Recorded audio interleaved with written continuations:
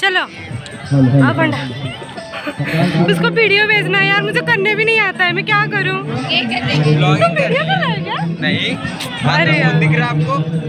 मेरी फ्रेंड बोलिए ना वीडियो भेजने, मुझे तो आता भी नहीं है। आपका आवाज इधर खड़ा आ जा रहा होगा उसके अंदर।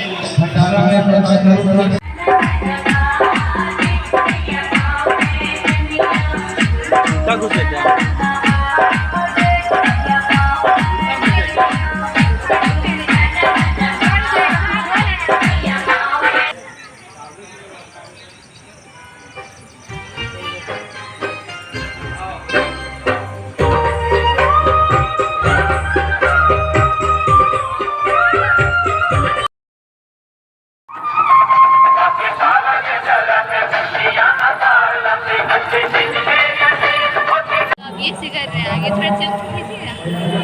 भीड़ कैसे पता चलेगा कि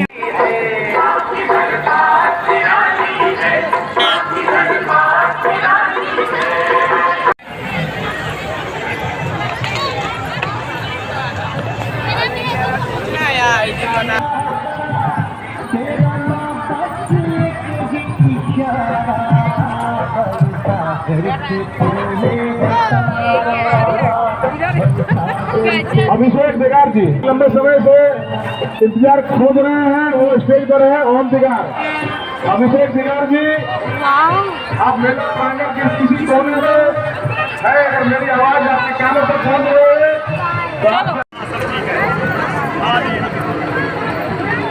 मुझे कहाँ फंसा